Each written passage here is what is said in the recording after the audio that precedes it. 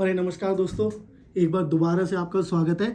पहले तो thank you so much channel को सब्सक्राइब करने के लिए। एंड आई प्रॉमिस कि इस चैनल पे आपको बहुत कुछ सीखने को मिलेगा, बट साथ में बहुत सारी मस्ती भी होगी। तो जैसे कि मैंने आपको प्रॉमिस किया था, इस चैनल में हम लोग बहुत कुछ सीखेंगे भी। उसी में आज मैं आपको इंट्रोड्यूस करने वाला हूँ एक पर्सनैलिटी से, जिनका नाम है मिस्टर दीनदयाल। दीनदयाल जी के लिए जोरदार तालियां। दीन जी कैसे हैं आप? बहुत बढ़िया। सो दीन इज लाइक अ ब्रदर, भाई की तरह हमारे। और डीन का बहुत नाम है guys, specially health care industry में। ये रिक्रूटमेंट देखते हैं और आई थिंक ऑलमोस्ट कुछ नहीं तो हजारों बच्चों की मदद कर चुके होंगे अब तक। तो डीन को आज हमने क्यों बुलाया? डीन को आज हमने इसलिए बुलाया ताकि हम उनसे कुछ सीख सकें। तो डीन जी आप तैयार हैं? यस, प्रेशर में लग रहे हैं आप थोड़े। नो नहीं प्रेशर। पक्का? अरे लेट्स हैव फन। तो डीन भाई एक बात बताइए आप, कि जब मैंने भी अपना करियर स्टार्ट किया, आपने तो आई थिंक फ्रेशर से लेके डायरेक्टर लेवल पे बहुत लोगों को जॉब दिलाने में मदद किया है। तो मेरा आपसे ये सवाल है कि जब कोई बच्चा ज्वाइन करता है या इंटरव्यू के लिए ट्राई करता है, आपके हिसाब से ऐसी कौन सी गलती है वो ज़्यादातर करता है जिसकी वजह से आपको लगता है अच्छा कैंडिडेट होता है बेचारा, तब भी उसकी जॉब नहीं लग पाती? So, thank you, Kamal, for inviting me on You're your most channel. welcome, sir. And would love to answer all the questions which you have in your mind. So, जैसे रिज्यूम के लिए हम बात कर रहे थे कि बच्चे, आप बोल रहे हो कि बच्चे गलतियां करते हैं। अगर हाँ। फ्रेशर बच्चों की बात करें, ये डिपेंड करता है कॉलेज टू कॉलेज पे। For example, if I go for the high level college, high class college, A जी। कैटेगरी कॉलेज, हाँ जी। तो college team is there to support them, हाँ to customize their resumes, Correct. to go for the main domain and all. So they हाँ. guide them for everything. हाँ जी. But if I'll talk about the B category or C category हाँ colleges, जी, वही तो problem उस category में क्या होता है कि नॉर्मली अगर C कैटेगरी की बात करूँ, बच्चा क्या करता है, उसने MBA कर लिया या उसने ग्रेजुएशन कर लिया, he will directly go to the cyber cafe. वो उस दुकान पे जाएगा कि भैया मेरा रिज्यूम प्रिंट कर दो।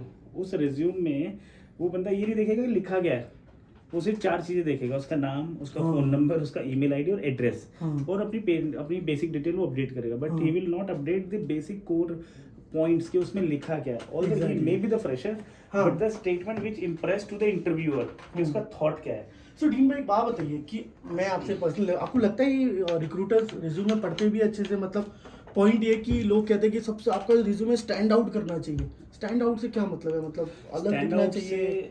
स्टैंड आउट से मतलब ये है कि देखो, आप जब whenever you apply for a job, आप खुद तो नहीं जा रहे हो जी।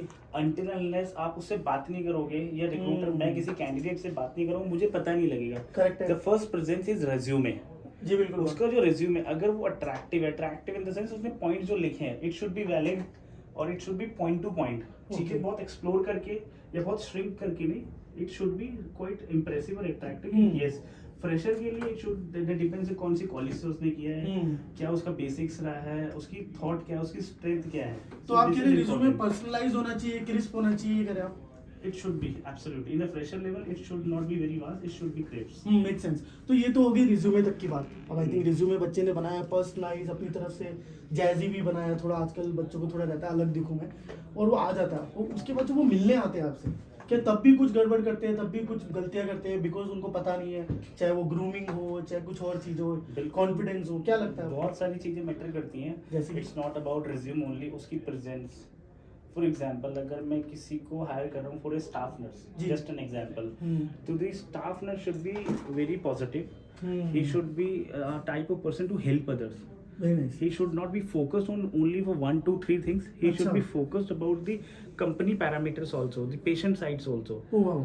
अगर मैं नर्सिंग की बात करूँ, Oh, wow. Similarly if I talk about a front office guy और the management guy, the person should be dedicated to learn the things, to help the people, हाँ। To grow himself and the company perspectives also. Very nice.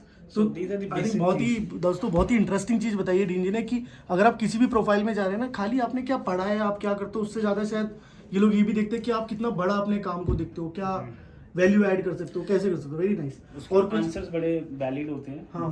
Answer should be the valid one. जी। ऐसा नहीं है कि अगर मैंने किसी से पूछा कि what are your target, what are your goals, हाँ। अब द पर्सन कैन से कि I want to be a CEO after 10 years। हाँ। तो द टारगेट इज ओके कि ठीक है, you can be a CEO, that's your choice, you जी। Need to work on that. What are the track, what would be your agenda, the work goals, how you समझ will गया। achieve कि that आप अगर goal. CEO बनना भी चाहते हैं, आप बोल रहे हैं, तो कैसे बनना है कैसे आपको? बनना है? वो प्लान आपका कितना?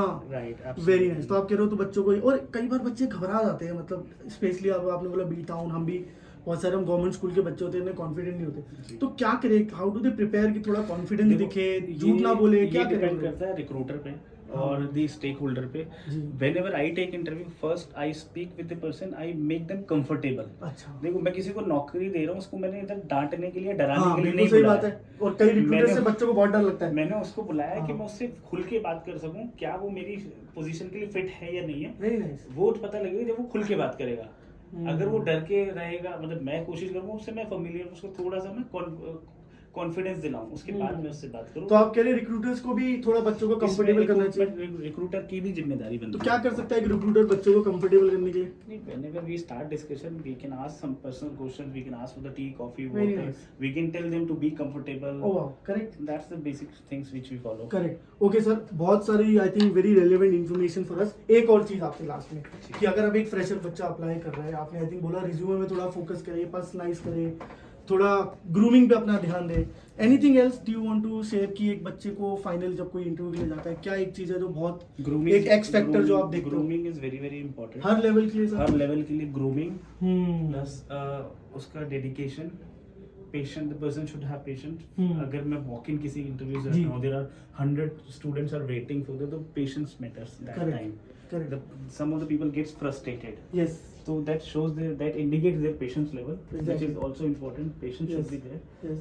Grooming and their communication skills important. Fantastic. देखो गवर्नमेंट स्कूल से there are multiple students who did the education और एमबीए उन्होंने अच्छी कॉलेज से, बट कम्युनिकेशन को थोड़ा सा, तो they should practice themselves for the interview, for the communications and all. हाँ, दिस इज इंपॉर्टेंट. थोड़ा प्रैक्टिस करके आए कि अपने बारे में थोड़ा. राइट. Very nice.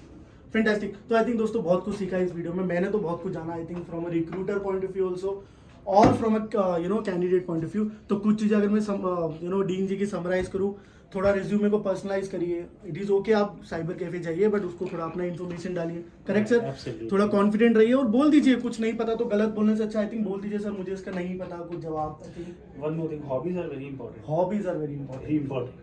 जैसे जैसे में हम you'll see multiple CVs जिसमें से हाँ. 10 में से नॉर्मल लिखा होगा प्लेइंग क्रिकेट. प्लेइंग क्रिकेट है ना, प्लेइंग क्रिकेट और सिंगिंग और डांसिंग. और फिर गाने को बोलो तो फिर जो हॉबी वो लिखनी चाहिए. हाँ. I like travelling, I travel across India, that's my hobby.